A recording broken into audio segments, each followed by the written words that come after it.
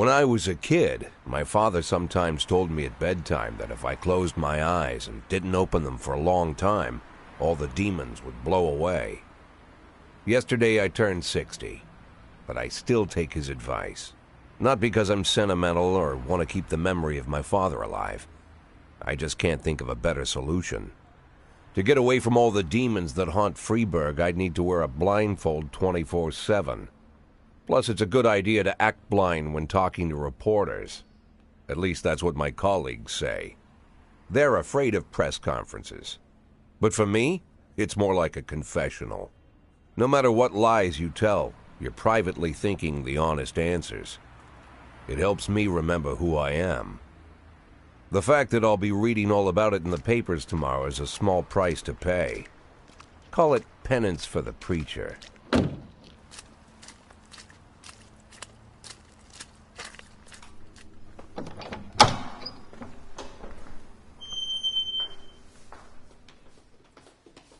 This is the first time I'm afraid of those answers my mind has given me. Not because I'm mad I'm losing my job. Though it's true, I'm mad as hell. Not because I subconsciously blame everyone else. Though I damn sure do blame them. And don't even ask me what my next move is. I can't imagine. But even that doesn't scare me. The worst thing is, I know I'm gonna have to do something. And I'll be damned if I know how far I'll go. I may have a lot of vices, but predictability isn't one of them.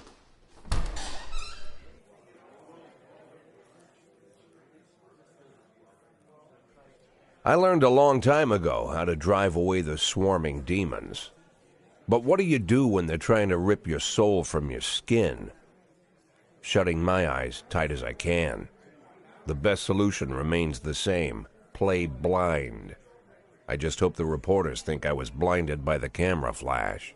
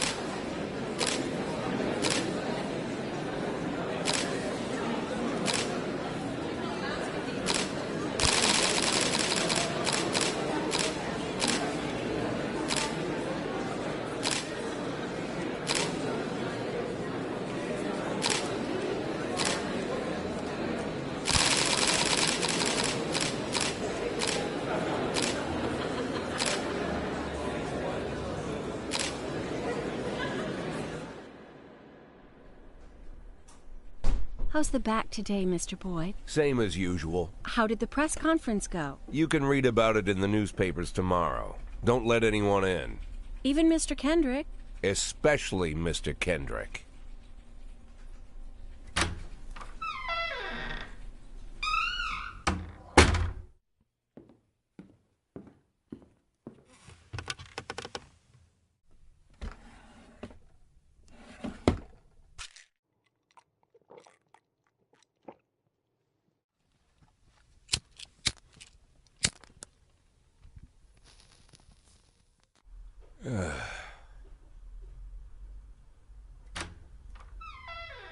As soon as I heard the door creak, I knew what face I'd see.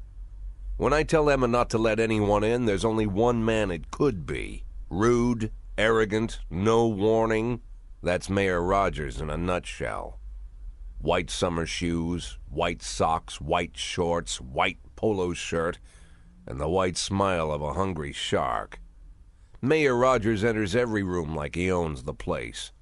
Even the floorboards under his feet sound like they're creaking an apology. He never shied away from the odd corruption scheme. It's like the devil walks behind him. In the movies, the villains controlling the city play golf with the judges. Rogers plays tennis with them instead. That's about the only difference. Jack, I was hoping to catch you after the press conference. You ran away so quick. There's no smoking at City Hall. No reason for me to hang around. Well, this morning I signed a ban on smoking in all public buildings. Soon you won't be able to smoke here either. Soon enough I won't be here at all. That's what I wanted to talk to you about. The people of this city like you, Jack. The police chief of all people. Don't betray that, Jack. Don't get wrapped up in any schemes. Sit nice and quiet for the next 180 days, and you'll be remembered as a hero. That's the only thing that you still have left. Be the hero. Then how am I supposed to scrape together a retirement fund? You had a million chances to secure a luxury pension, one that even I would have envied, although I've never set aside any money for myself. I'm not planning to retire anytime soon.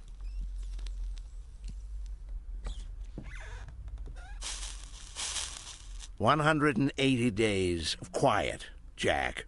That's all I need. I don't have any problems with you, and you won't have any problems with me. I have a new assistant, Troy Starr. If you have something to tell me, call him. But try not to bother him. He's a busy man." I'll do my best. "And quit smoking up the office. One of my friends will be using it soon."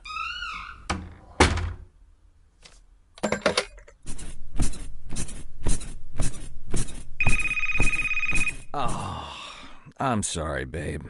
Only the mayor has this number. Mr. Mayor? Yeah, is this Troy Starr? Yes? Go fuck yourself, Troy Starr.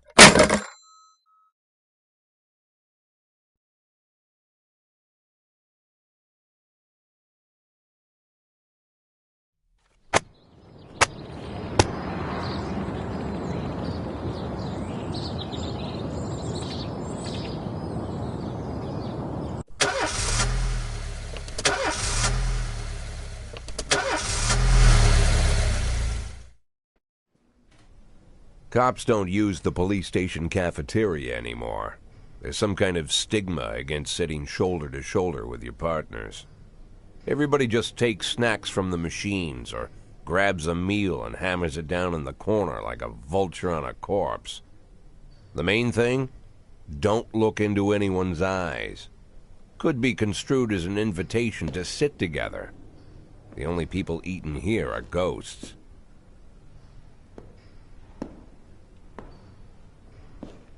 My deputy, Francis Kendrick. He recently became one of those ghosts. The subject of one of the most devastating corruption scandals in the history of Freeburg. No evidence to support the accusations, but everyone knows Kendrick's days are numbered. I need that file I asked for. Needs to be ready tonight. Francis didn't say anything, but I understood. Ghosts aren't supposed to talk. Besides, I got a feeling he was already finished.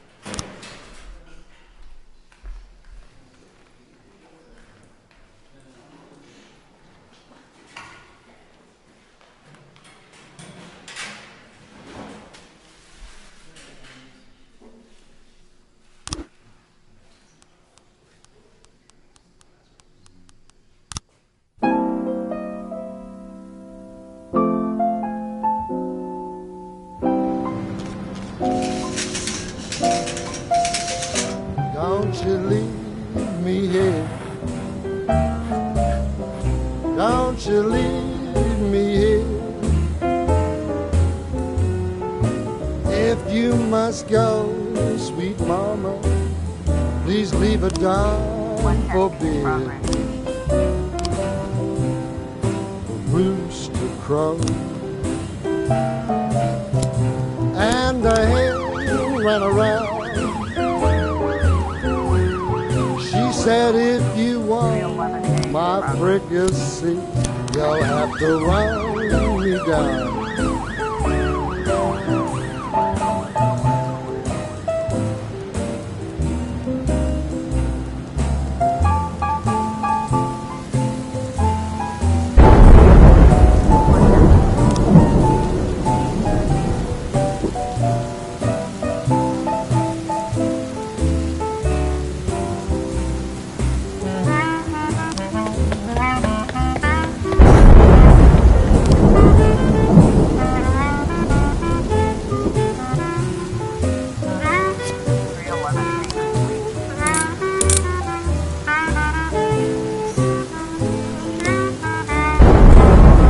I'm Alabama bound, Alabama bound. I followed you round from town to town. I'm Alabama bound. Don't you leave me here.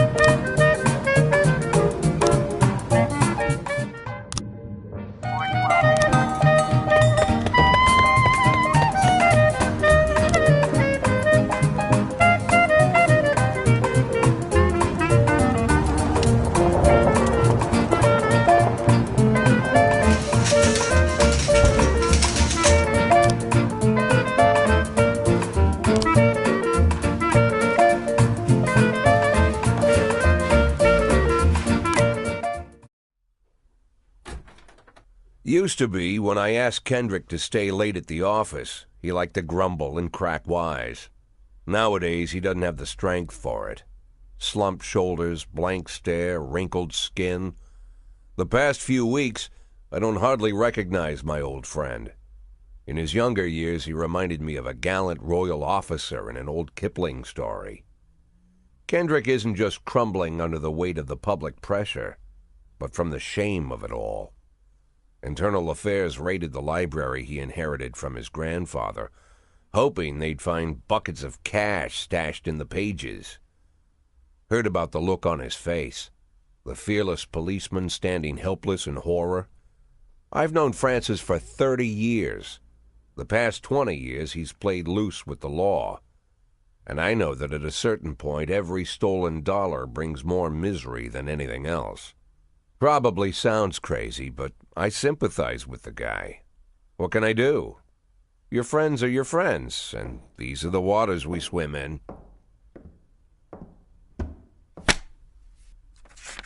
Called all of the people on that list today.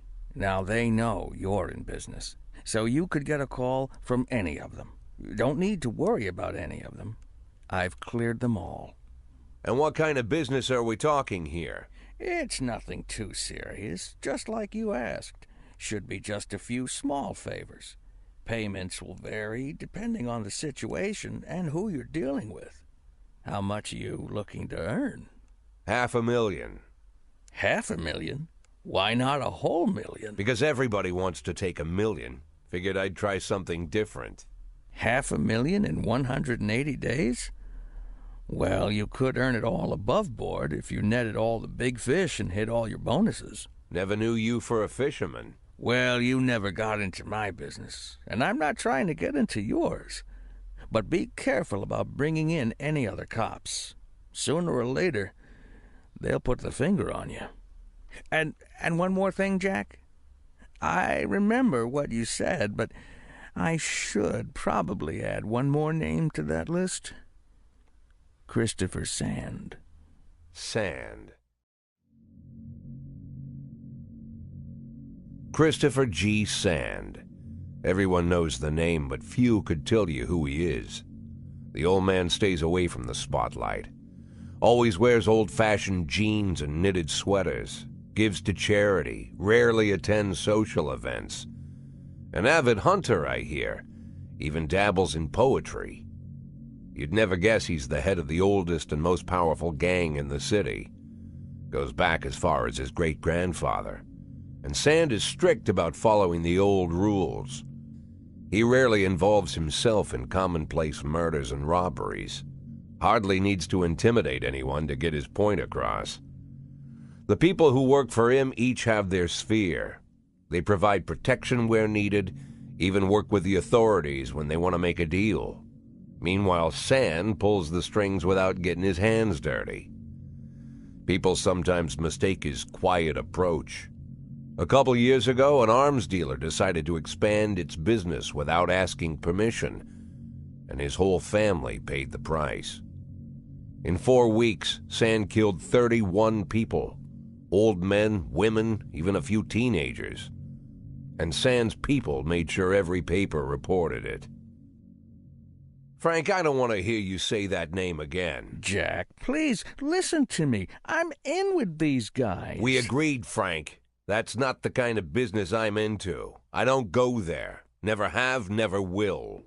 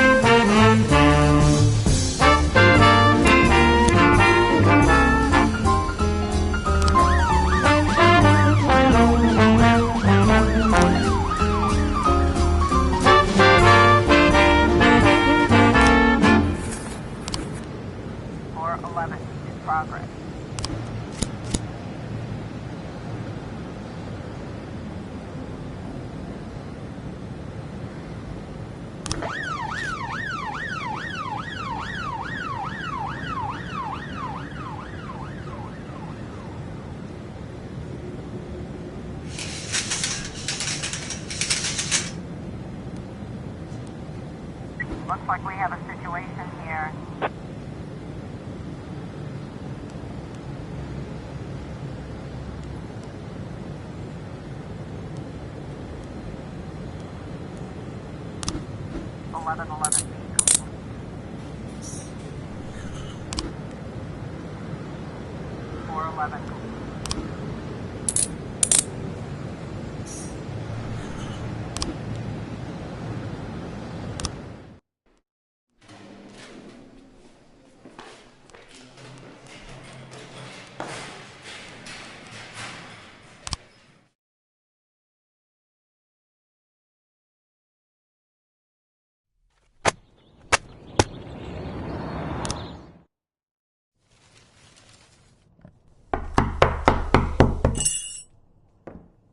Whenever I'm alone at home and there's a knock at the door, I always hope it'll be my wife, Laura. She's always forgetting her keys. Hello, my name is Steve, and you're Jack Boyd, is that right? To get to my front door, the Bible boys walked about a mile from the local bus stop, jumping over mud puddles and skirting a couple of landfills. Laura doesn't go in for religion either, but according to her, these brave lunatics with their fake smiles deserve at least a minute of attention. She patiently listens to them, asks them questions, regales them with pastries, and never once dropping a hint of condescension. When I watch her do it, I've got to admit it gets me. I'd have hugged those boys, sat with them on the porch and lit up a cigar. But a month after Laura left, all I could do was quietly ask them not to bother me. Today I'm a little rougher still. Shut the door on his nose this time. Another couple weeks at this rate and I'll be greeting anyone who comes close with my service pistol pointed towards the sky, ready to fire my warning shots. In my life, even the basic stuff never goes like it's supposed to. Normally, when a wife is going to leave home, she'll make a scene or at least sit everyone down for a serious conversation. But Laura just disappeared. The children in the stories always stand on the side of the mother, but all three of our sons supported me. The in-laws always blame the husband for making their daughter unhappy. But now Sally, Laura's mother, well, we sort of have a pact. The fellow Laura ran off with is young enough to be her son. I hear he's 30 years old. Of all the possible information a man can know about his wife's lover, I get hit with that. Fortunately, Laura's mother doesn't like the way it sounds either. Sally figures this guy just thought he'd have some fun with a mature woman, but he'll be back chasing college girls before the year is out. So we have an agreement. Sally's going to track down Laura and try to reason with her, and we'll arrange a meeting. Meanwhile, I'm supposed to not do anything stupid, which of course means anything at all. It's a crazy situation. I'm the police chief, and the person I'm trusting to find my wife is an old woman armed with a phone book. But I can't afford to lose Sally as an ally. So for the moment, I had to swallow my pride.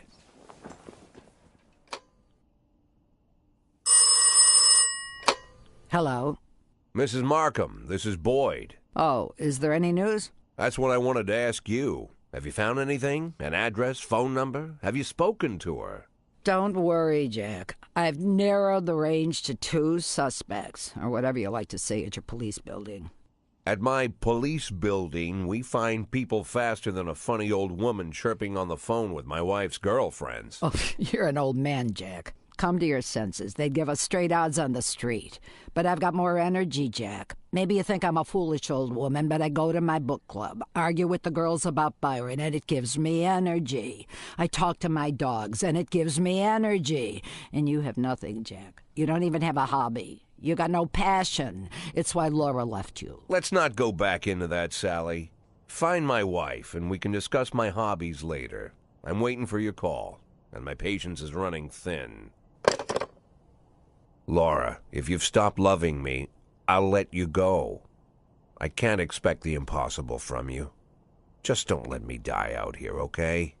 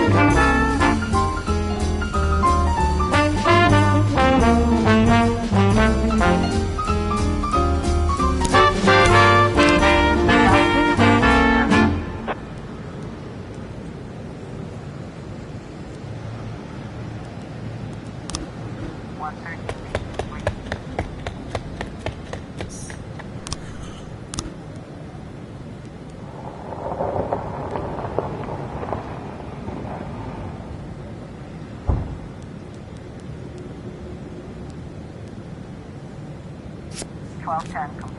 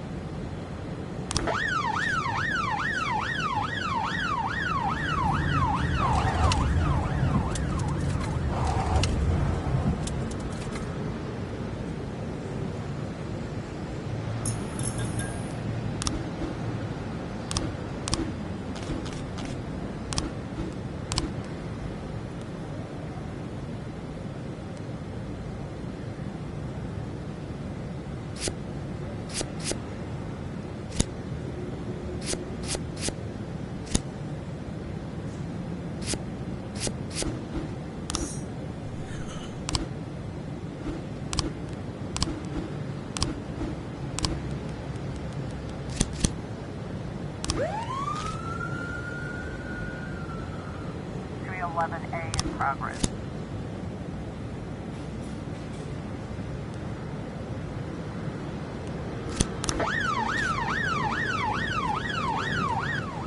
A in progress.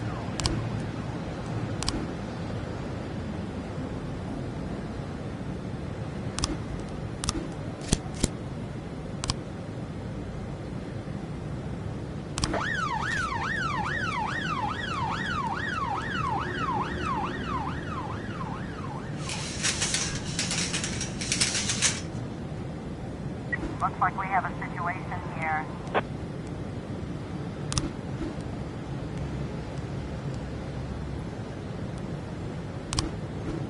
A complete.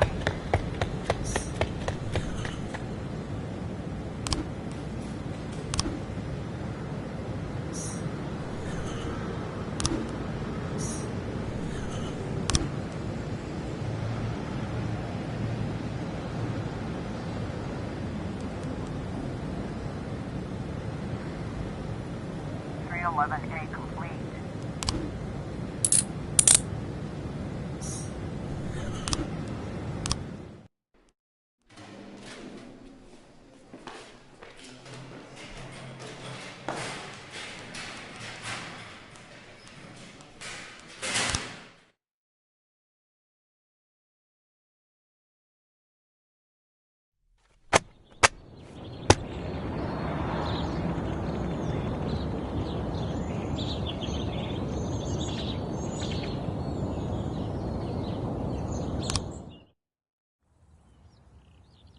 Why would a man need a barn?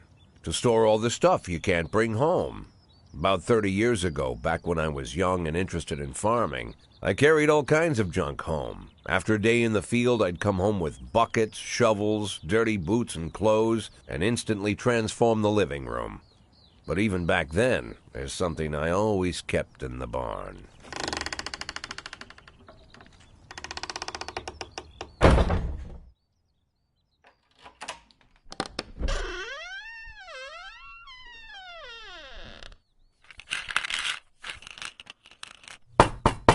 I stopped keeping my pills inside the house because every time I was about to take a triple, someone would knock on my bedroom door.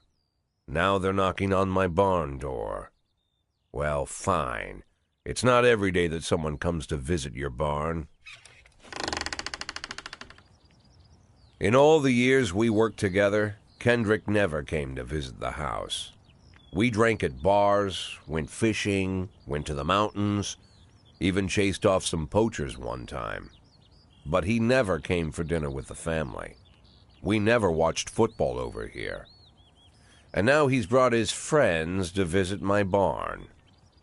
I always try to look unsurprised, like it's an everyday thing to get visitors at the old barn, especially guests with their own personal bodyguards. But Kendrick is sharp enough to see he's caught me with my pants on backwards. Sorry for the surprise, Jack. We saw you from the car. Figured we'd find you in here. I'm going in for a minute, fellas. These guys will wait outside.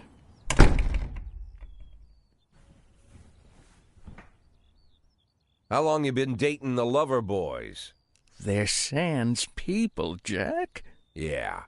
So now you're appearing in public with members of the Mafia? Jack, I'm leaving tonight. More like fleeing. Jenny and I are taking the girls and making a run for it. Probably won't be seeing each other again. I've got new documents, a new name, a new life, everything new. The papers say you're still working your last week for the department. I've got to get out today. I won't be getting another chance. Don't know if you noticed, but the whole city is against me. You told your Mafia friends about your plans. Jackie, if I don't fix everything with them in the next few hours, they're going to kill me. And not just me. My family, my relatives, God, Jack, I don't know who else. They found out that I was planning to run and they demanded that we close our contract today. Your contract, Frank? Really? Is that how you talk now? Maybe you should call in the lawyers to straighten all this out. Now is not the time, Jack, please. I have a commitment to them until the end of the year. They need an inside line at police headquarters. I can't just give them back the money. That's not how the Mafia works. If I can't find someone I can trust tonight, I'm dead.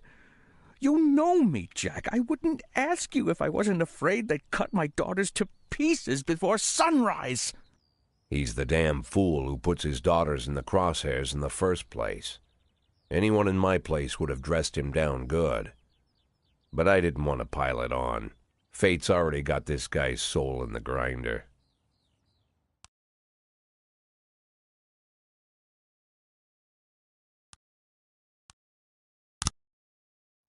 Give him my phone number and tell him it's done. Don't call me. Don't come to work today. I don't want to see or hear from you again. Time for you to go.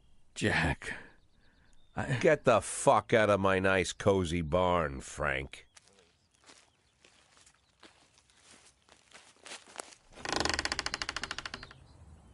At the time, I was trying not to think about what just happened. It was almost too much to take in. I'm probably the most popular police chief in the history of the city, and I have to admit, I've thought about that more than once, sometimes with a little pride even. In one of the features they wrote about me in the papers, they said it pretty plain. He catches the criminals. Believe me, high praise like that is unheard of in Freeburg, especially for a cop. And here I am, the person who catches criminals, and I've agreed to help the Mafia, or I'll come home to a bag stuffed with my kids' body parts. Right before the last hammer falls.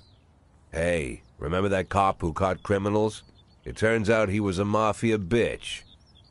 And all for the sake of a greedy, corrupt cop who should have fled the country years ago. That sound right to you?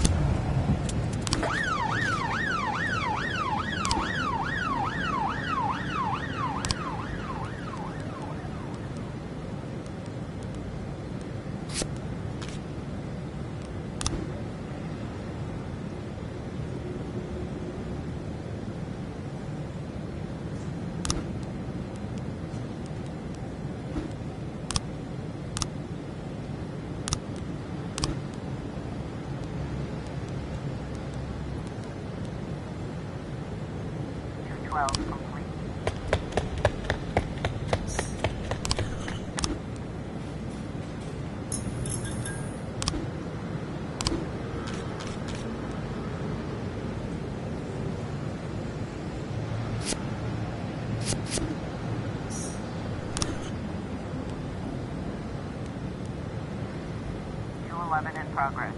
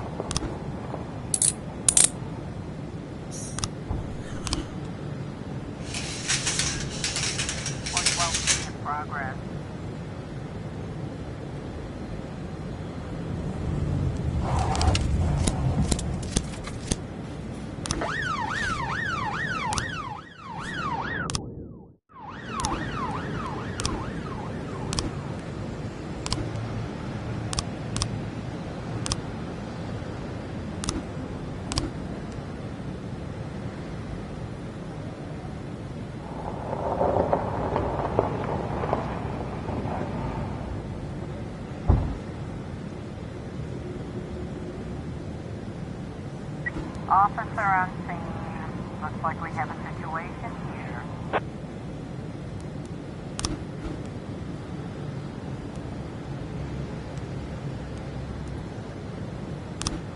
.412.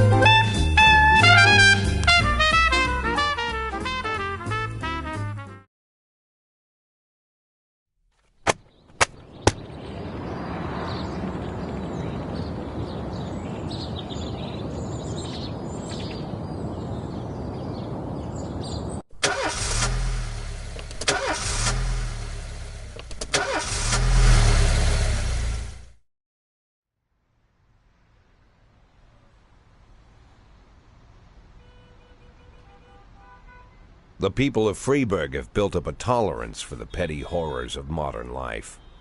You'll never see crowds gathering around a beaten passerby. Folks rarely even slow to gawk at a car accident. And street theft doesn't turn heads anymore.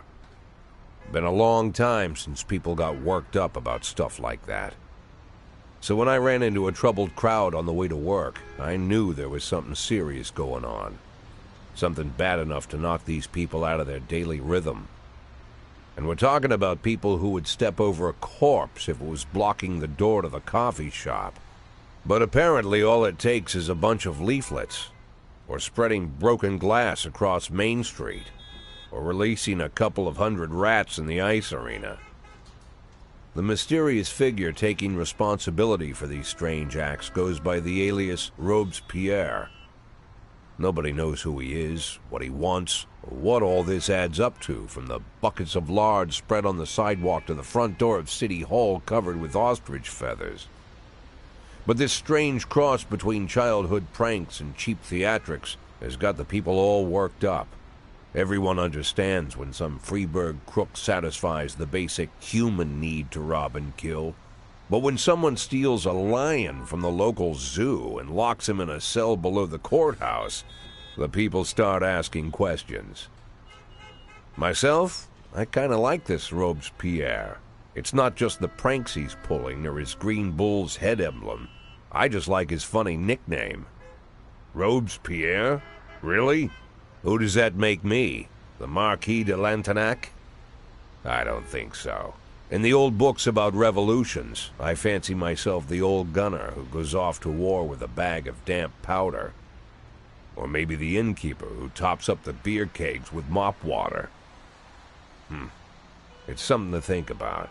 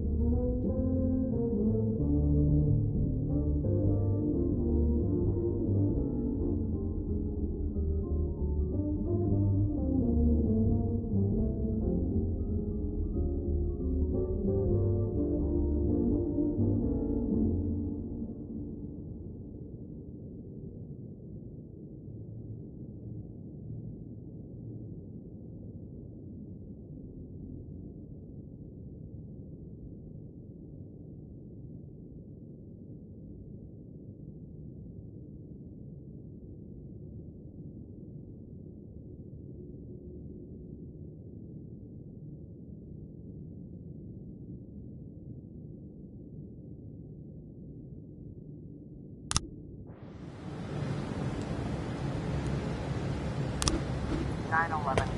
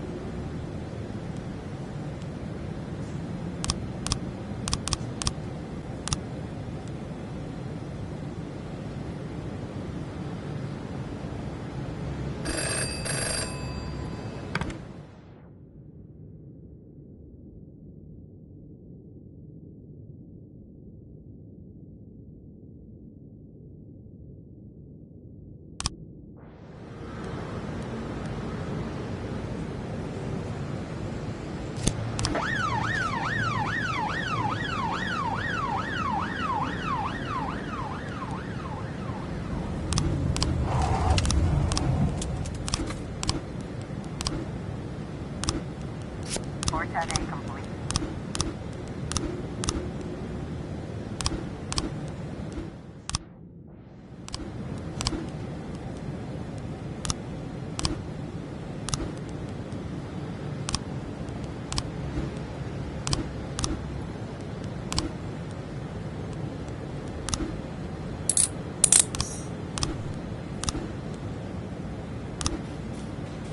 Four 12A in progress.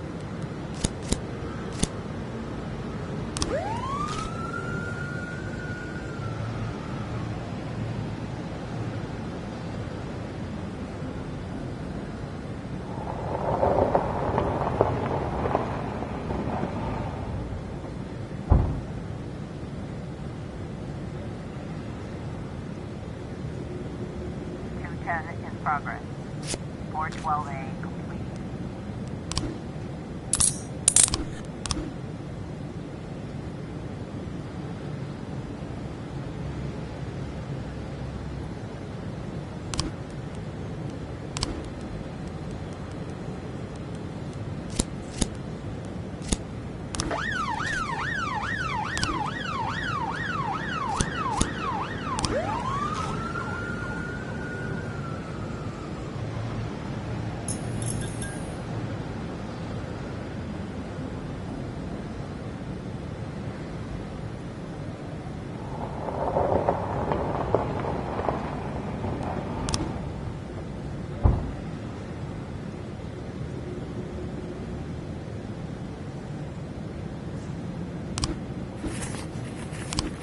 We've got a situation here.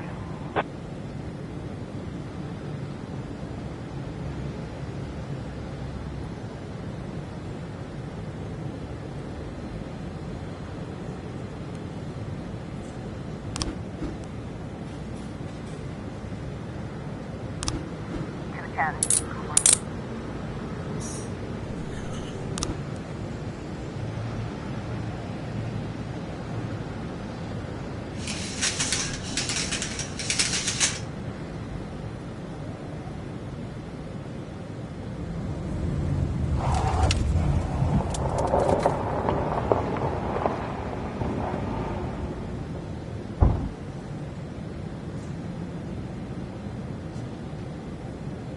911 in progress.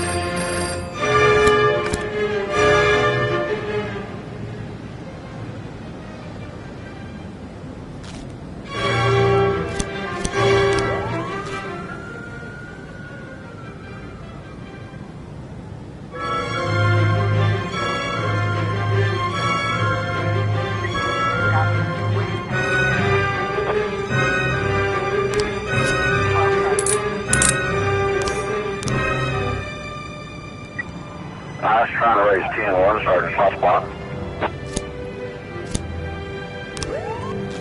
11 in progress.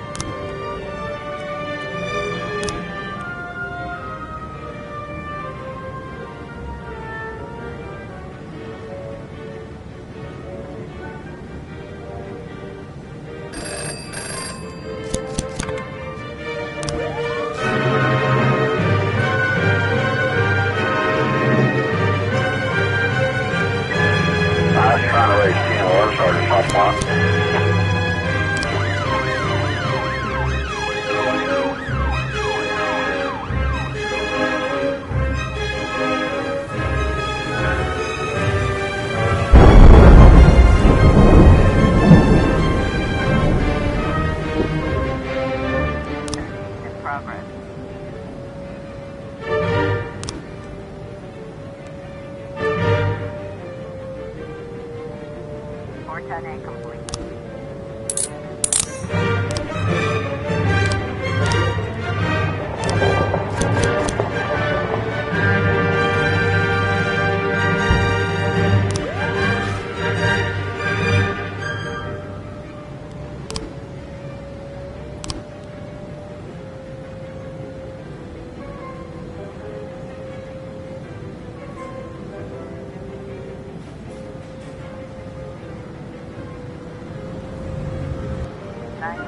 Progress.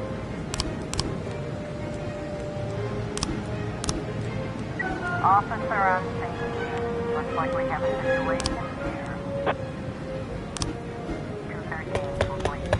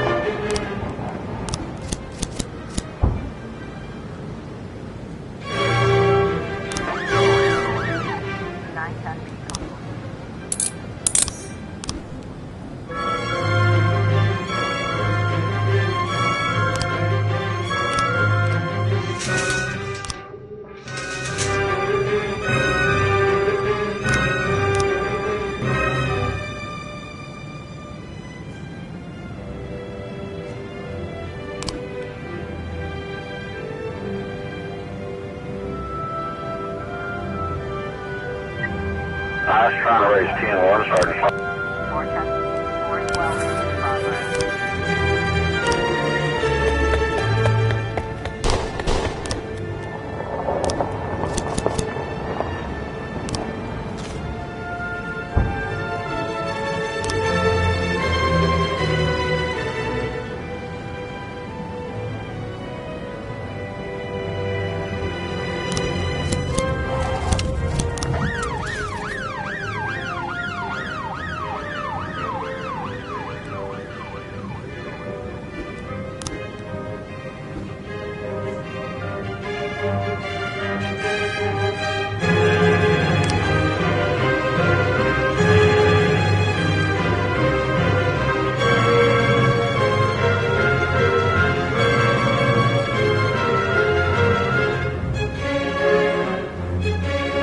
Looks like we have a situation here.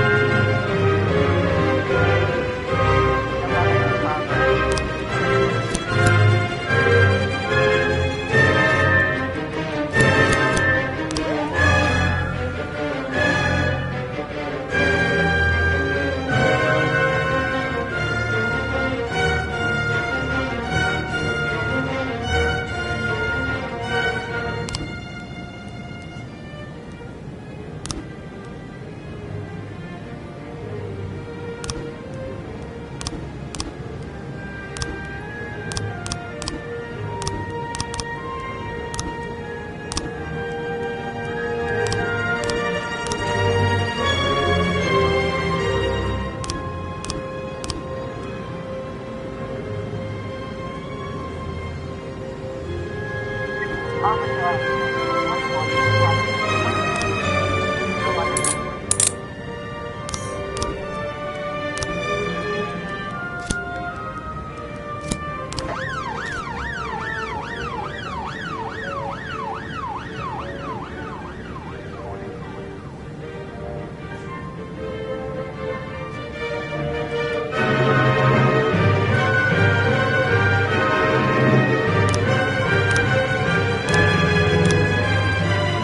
140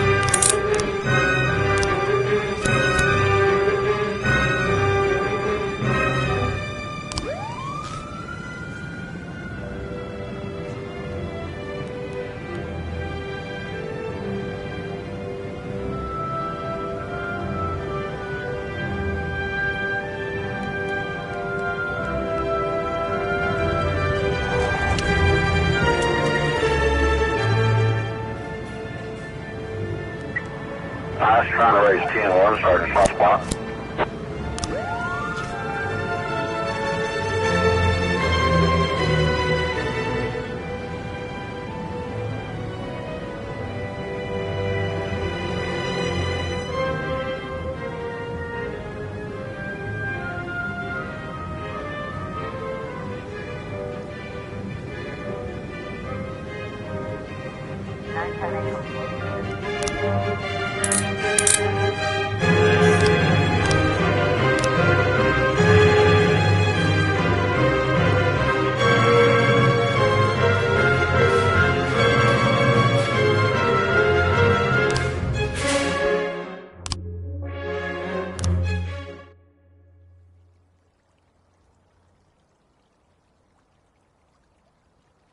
In my new role as corrupt official, I had to give up some of my favorite habits. I couldn't turn off my phone when my head ached. Couldn't sleep till noon on Saturday and let the rest of HQ take up the slack.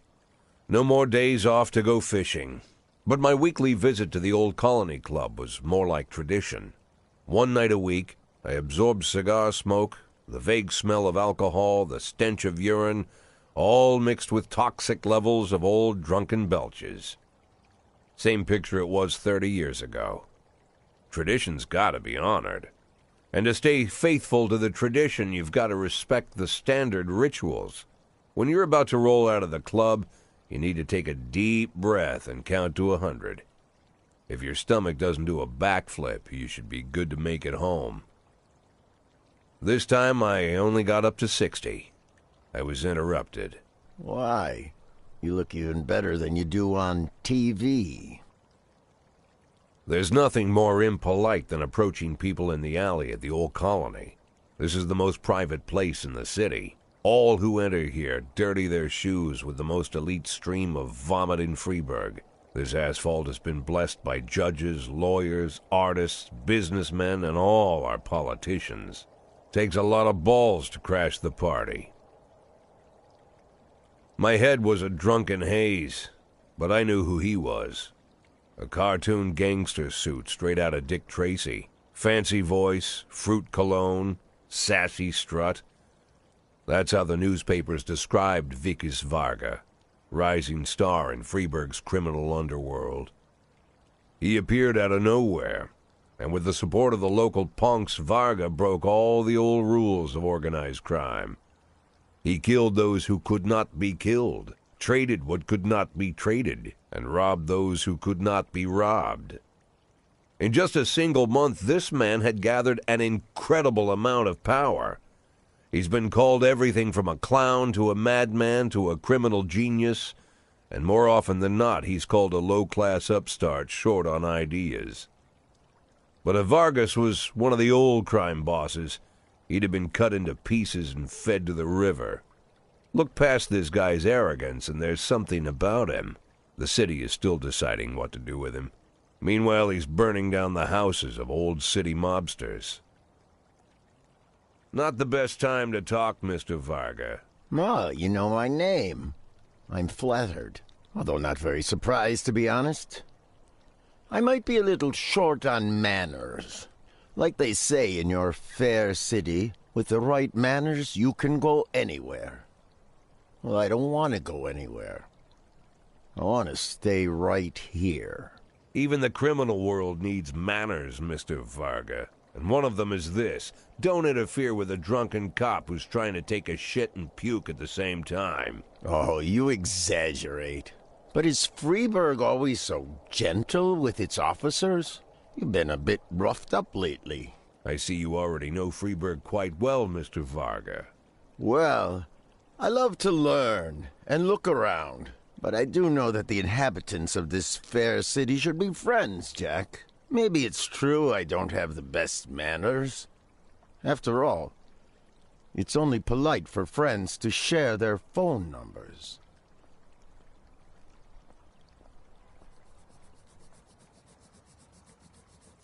This city of yours moves so fast. I feel like I'm hooked on amphetamines all over again. You wake up in the morning full of ideas, and by nightfall, you've all had each other killed. So don't wait too long to call. I don't mind if you're drunk. It's all the more fun. I'll be stoned myself, most likely. Hell, I'm a little stoned right now. It's the only way to live in this place. I like your city, Jack. I'm here to stay. If it weren't for the phone number written on my arm, I probably wouldn't have remembered the conversation in the morning. But there was no reason to worry. I'd be getting a reminder soon.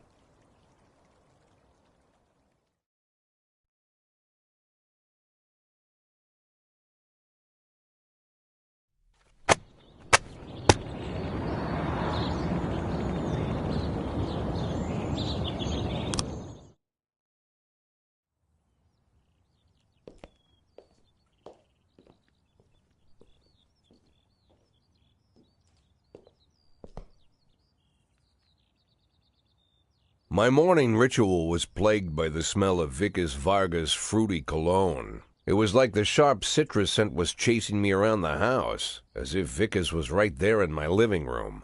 When I finally realized the smell was coming from a big basket of oranges, it didn't put me any more at ease. I'd opened my door to lots of threatening mail, evidence of criminal wrongdoing, even a dead ferret or two.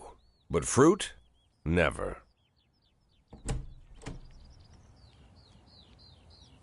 You the fruit guy?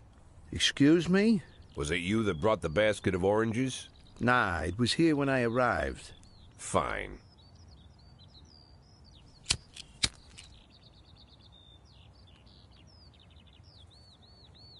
So who are you? Today, I'm your driver. And where are we driving? To work. That's it? Yeah, we have to make an important stop along the way. Where? The ranch. What ranch? Just the ranch. Fine. The morning seemed surreal, and I took in the magic. Why wreck it with meaningless chatter?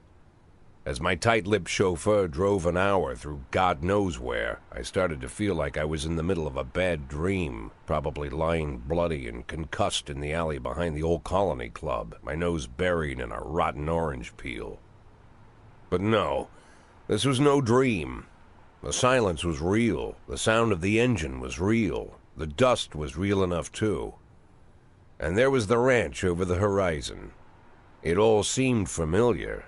The Sand family's overbearing mansion has been the talk of the headlines for decades, but few have managed to get closer than a few miles. I guess I'm just lucky.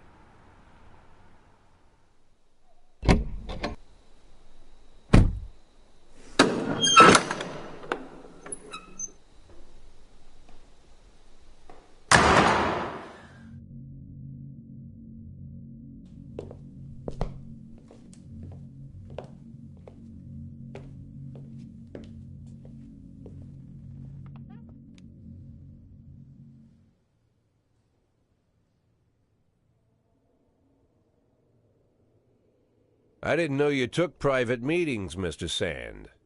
Only if I expect good company. I'm surprised my company ranks at all. Today, yes.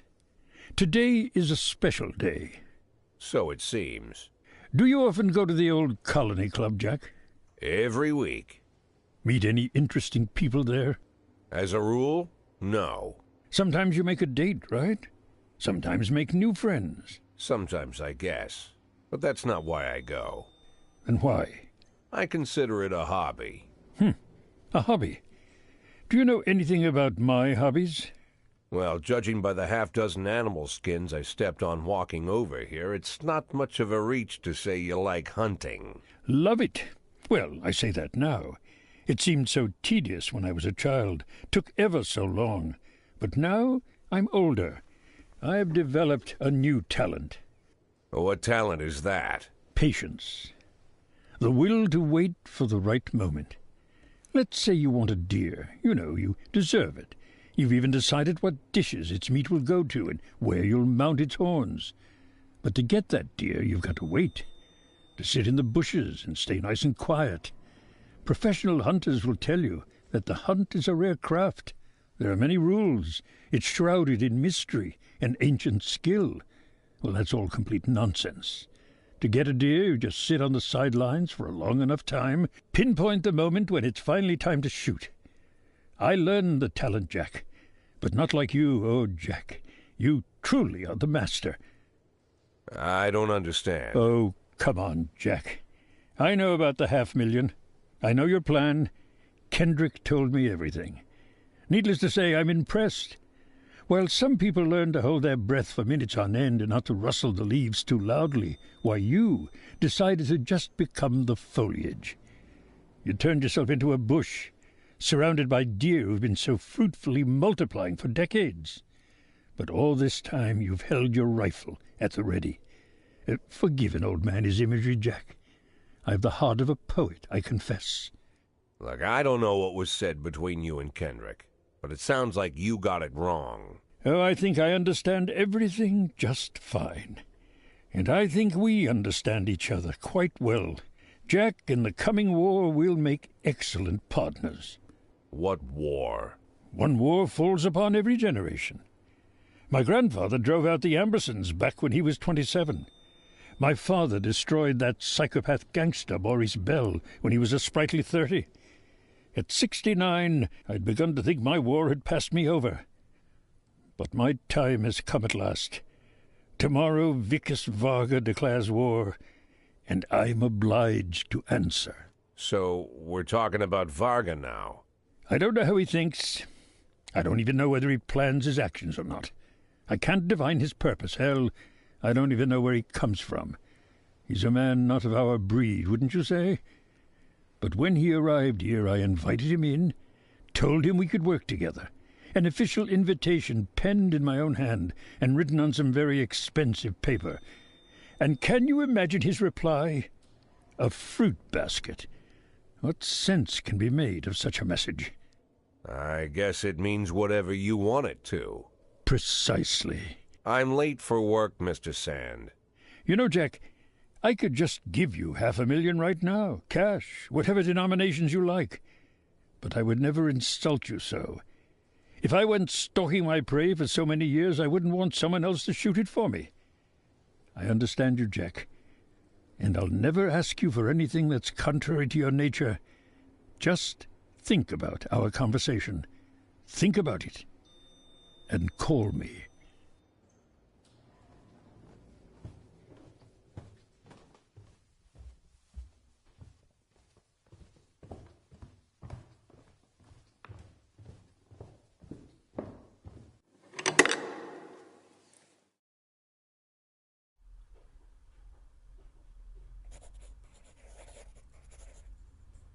Like I said, it's a whole new life, and I've had to give up some old habits.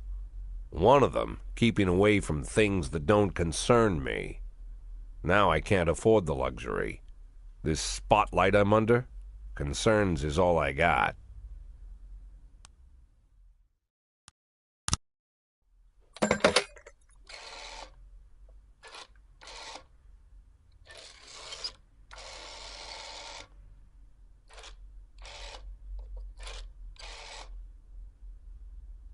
Tell him it's Boyd.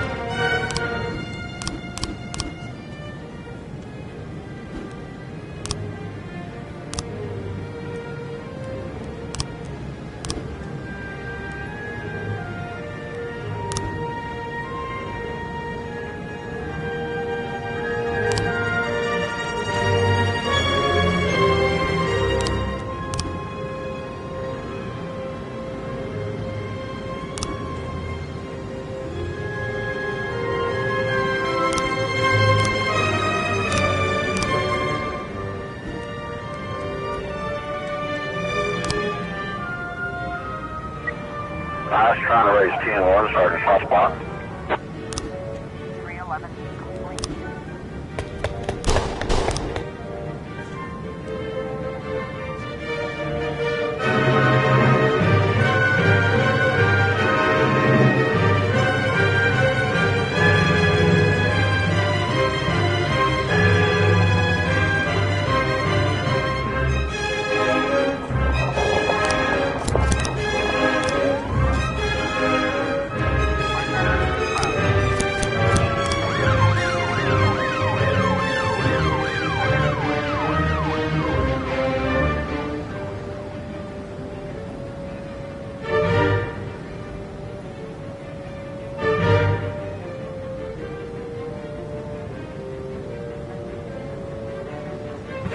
Officer on scene. 24 we have a situation.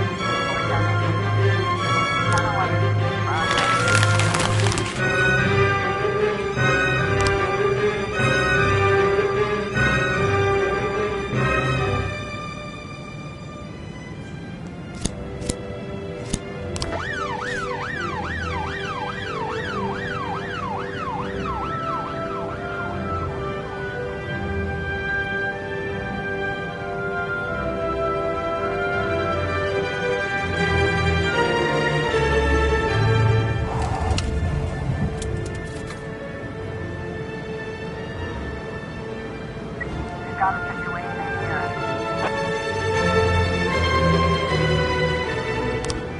10-11.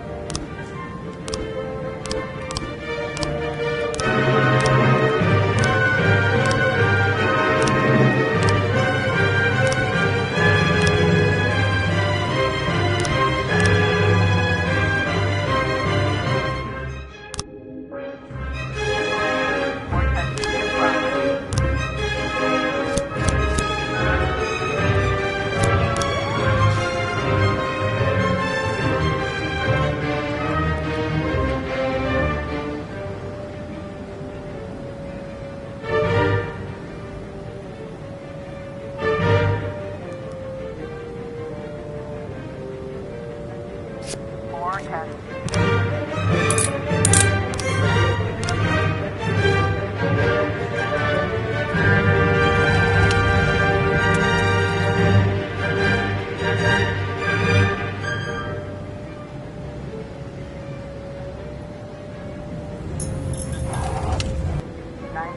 In progress.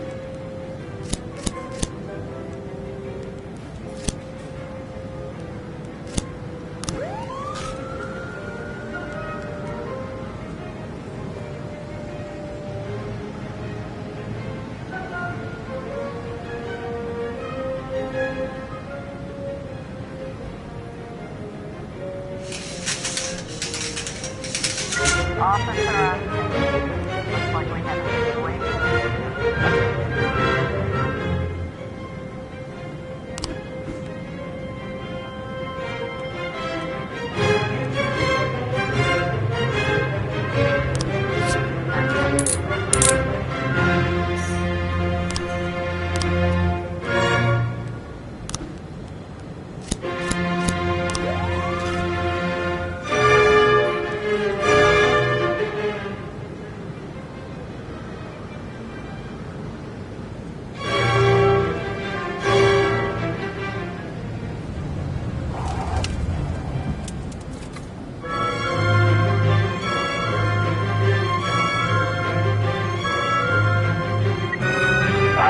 Race Kilo 1, Sergeant Hotspot.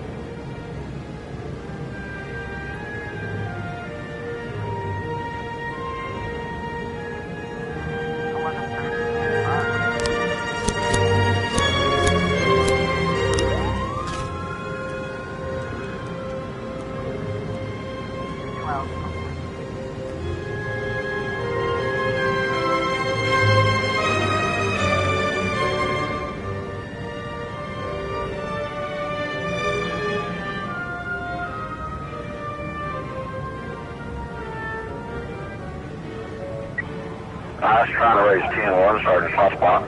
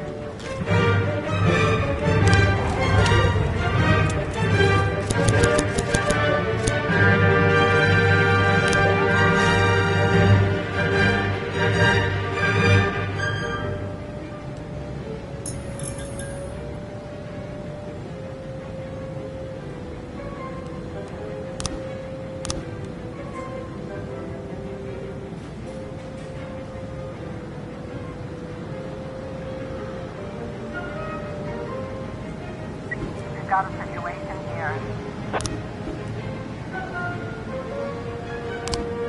511.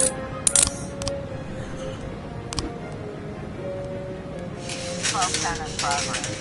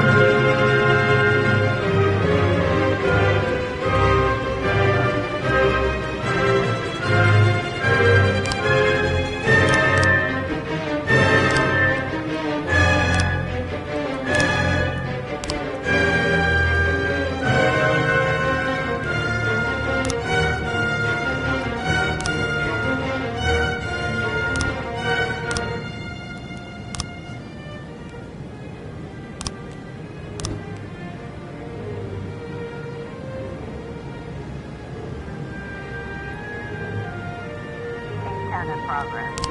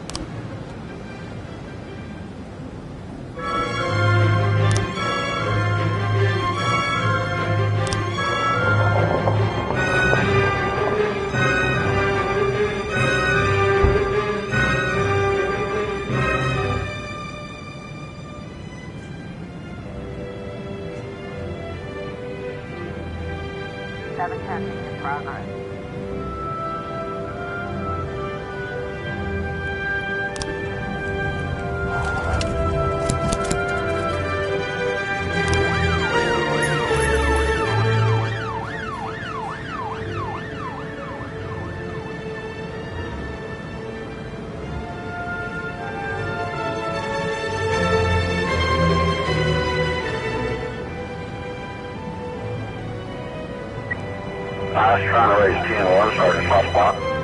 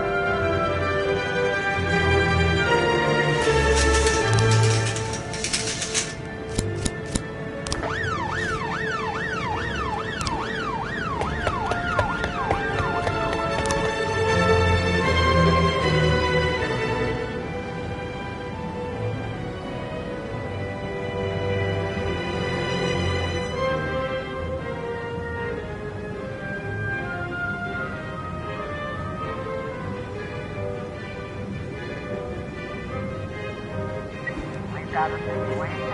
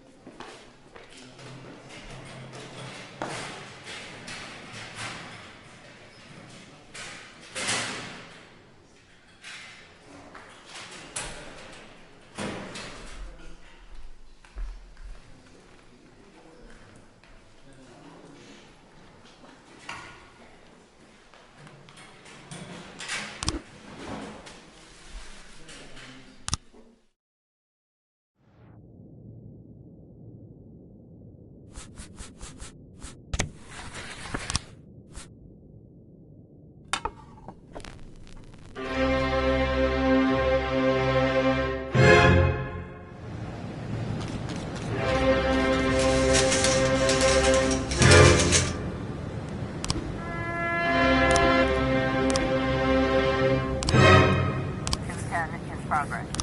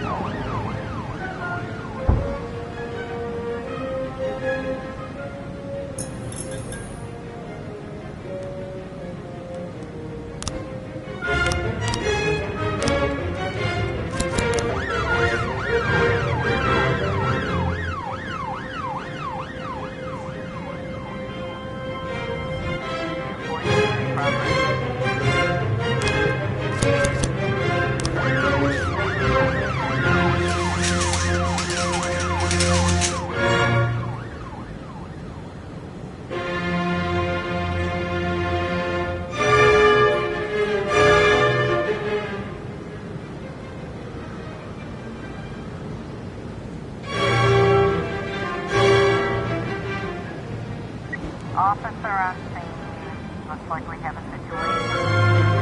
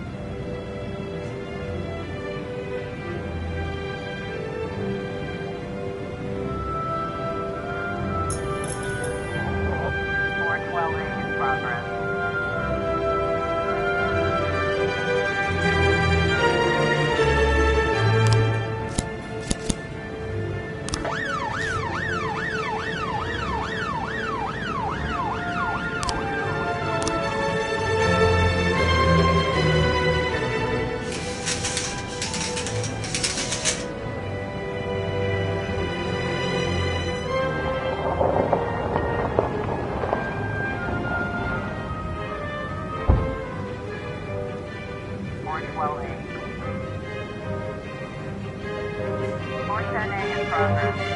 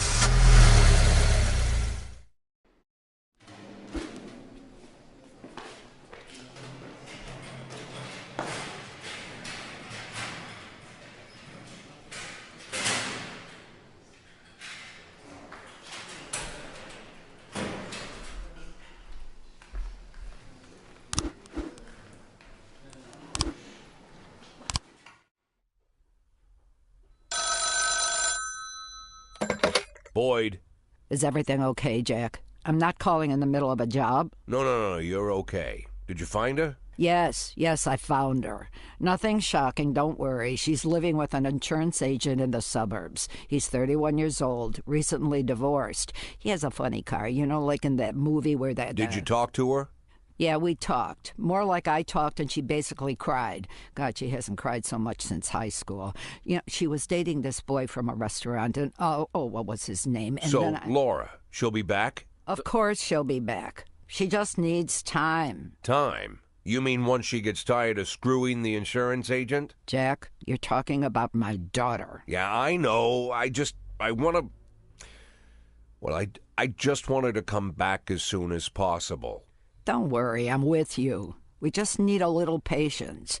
I know it's asking a lot, Jack, but you really just gotta be patient.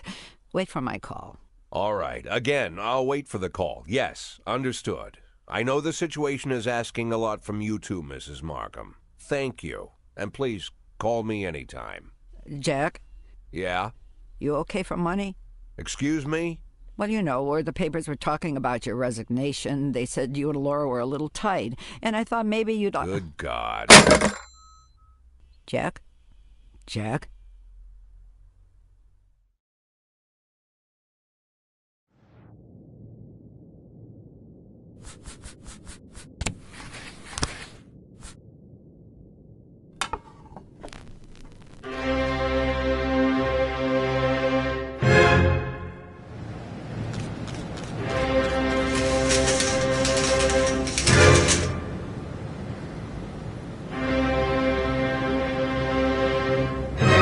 In progress.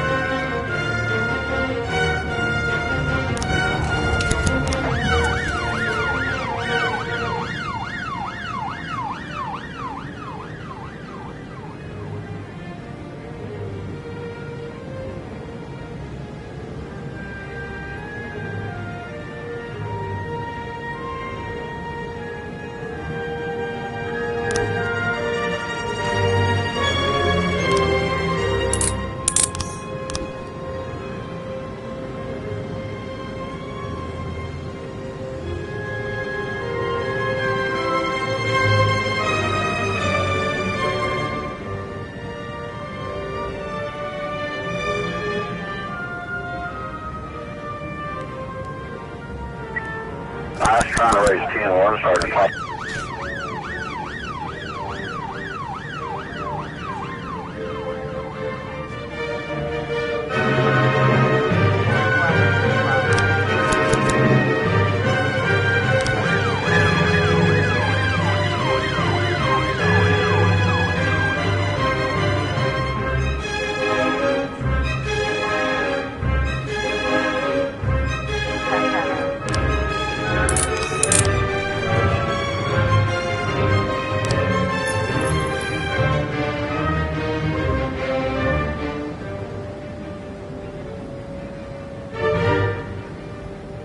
Officer on scene. Looks like we have a situation here.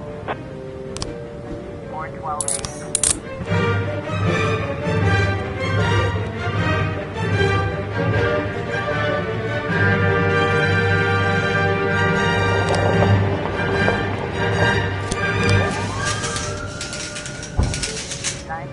In progress.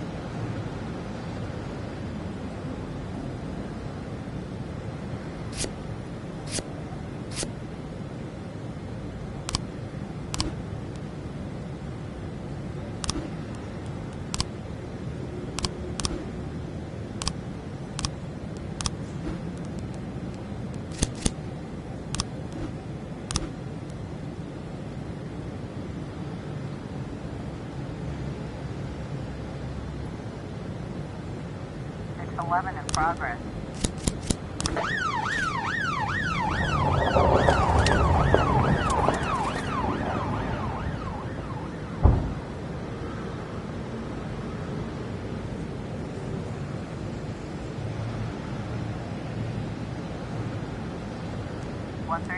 in progress.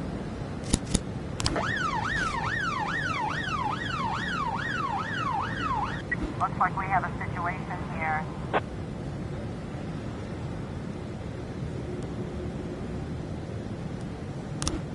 It's 11 complete.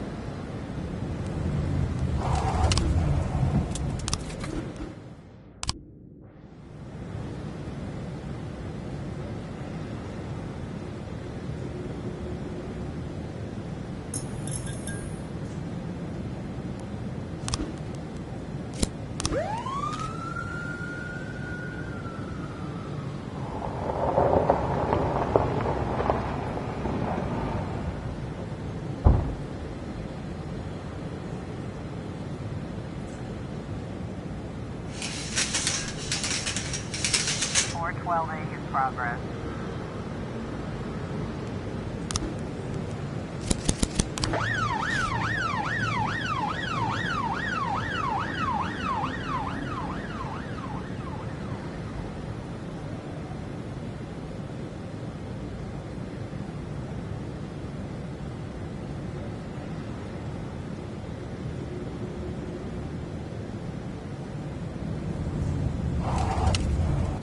Or 12A.